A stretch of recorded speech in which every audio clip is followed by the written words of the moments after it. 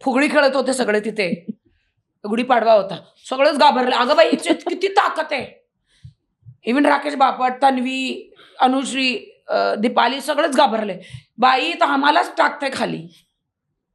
पण मी स्ट्रॉंग आहे खूप. आणि मी खूपच कुठलाही टास्क मला दिला की मी खेळत. छान खेळ. अजून या लोकांनी मला खतरो के खिलाडीमध्ये बोलवतात. मी जाऊ शकते, टास्क खेळू शकते, पण ते किडे मकोडे मी खाऊ शकत नाही बाई. राखी, असा कोणता अजून एक रियालिटी शो आहे जिथे तुला खूप जायची इच्छा आहे पण अजून बोलवलं नाहीये, असं कुठे आहे? मला इंटरनॅशनल हो. बिग ब्रदर, हां. हे फिरंगी, हे गोरे लोक आहेत ना, त्यांच्यामध्ये जायचं आणि त्यांची वाट लावायची. कुठलाही अंग्रेज आला, यू बेज, थँक्यू सो मच, थाड त्याच्या तोंडावर पाणी, अंडे डोक्यावर फोडणार. What the hell is this? अरे अंग्रेज सोडून गेले भारताला आणि मला सोडून नाही काय, अंग्रेज गेले आणि मला सोडून गेले. तसं म्हणजे तिथं एक इंग्लिश बोलतात ना, अंग्रेज गेले आणि ह्याला सोडून गेले. आपण इंग्रजी खूप बोलतो ना, मी तर खूप इंग्रजी बोलते. तर तसंच तिथं गेली ना, अशा तर मी रियालिटी शोची क्वीन, म्हणजे सगळे रियालिटी शो मीच पैदा केलेत. कुठलेही सांगा, स्वयंवर किंवा बिग बॉस किंवा कुठलेही रियालिटी शो.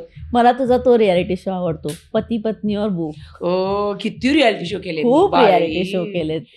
राखी म्हणजे राखी, मला असं वाटतं राखी सोबत सगळ्यांनी एक्सपेरिमेंट केले, सगळ्याला शिकवलंय रियालिटी शो काय असतं. करेक्ट. मी आताही मी तशीच आहे. माझं जोड कोणच नाहीये. सगळं तिकडं लोक येतं तोंडाने बोलतात, पण मी वेगळी. मला माहिती आहे लोक मला काढून टाकेल, पण मी रिस्क घेते. अरे काढा, काय करणार जास्तीत जास्त. डोकं माझं फिरलं की मी काही तोडेल. ते बरं झालं तुमचं डोकं नाही फोडलंय. अंडेच फोडले ना. राखी, जेव्हा रितेश भाऊ ओरडले तेव्हा वाईट वाटलं? नाही, ते त्यांचं काम आहे. ते किती ओरडले, मला काय, मी इथून ऐकते इथून काढते. ऍक्च्युली खरं सांगू का, ते कापूस एवढं 2 टाकून ठेवते. ते सांगतात ना, मी गप्पच बसते. हो, मला नाही माहिती काय सांगतात. तुम्ही हे नाही केले, ते नाही केले, बरोबर नाहीये, बरोबर नाही, तुम्ही चुकले. पण ते इतके मला माहित आहे की ते तर एक दिवस बाहेरचा धक्क्याला येणार. मग हे 7 दिवस, दुसरे 6 दिवस काय करायचंय? राग येणार, मग काय करायचं? मला कशाला पाठवलं आतमध्ये? झोपायला तर नाही पाठवलं. बरोबर. मी माझं काम करते. मला माझे दर्शक 8 वाजता बसणार. अरे बघा ते झोपतायत, अरे राखी सावंत आतमध्ये जाऊन काही करत नाही. तसं नको. दुसऱ्यांनी माझा ते शो नाही चालव, मी तर चालवणार ना. एक-एकला घेणार आतमध्ये, सोडणार थोडी. अरे काही हे पिकनिक पॉइंट आहे का? इथं आलेत बसायला. पण तू होती म्हणून त्या बिग बॉसमध्ये जीव आला आणि सगळं छान घडत गेलं. आता काही दिवसच बाकी आहेत, आता सगळे बाहेर येतील, तुम्ही एकदा रियुनियन पार्टी होईल, सक्सेस पार्टी होईल, तेव्हा भेटालच सगळ्यांना. एका व्यक्तीला नाही भेटायचे, अशी कोण आहे त्या सीझनमध्ये? माझं हृदय खूप छान आहे. माझे दुश्मन कोणाचं नाही. मला देवानी का शिकवलंय, फॉरगेट अँड फॉरगिव्ह. तर मी सगळ्याला, ज्यांना माझ्याशी बोलायचं असेल, वेलकम, नाहीतर बिडकम. तसंच आहे माझं. मला हे टाळी तिथं बसून टाळू वाजवायला मला आवडत नाही. अरे काय करताय बिग बॉस? का तुम्ही मला जिंकवत नाही? हे लोक मला जिंकवतच नाही, मग परत काय लोक मला पाठवू शकणार नाही. एकदा ट्रॉफी घेतली की अरे मेली तर काय करणार? बिग बॉस येणार, तिथं ट्रॉफी ठेवून जाणार, नाहीतर माझी आत्मा पण अशी भटकत राहणार. बिग बॉस हो, लुक बघा माझं काय मस्त होतं. सगळे घाबरले. किती फॉलो करते मी तुला, मला तिचे सगळे लुक माहितीये, तिची सगळी नावं माहितीयेत. मी राखी बिग बॉस मध्ये कधी येते याची मी वाट बघत असते. तिने जे रुबिनाच्या नवऱ्याबद्दल जे बॉडीवर लिहिलेलं, इतकी मेहनत किंवा इतके, तिचं लग्न वाचलंय माझ्या मुळे. कारण जेव्हा रुबिना तिचा नवरा आलेला, ते लोक डायव्होर्स घेणार होते. डायव्होर्स म्हणजे घटस्फोट. शिकले मी बाई.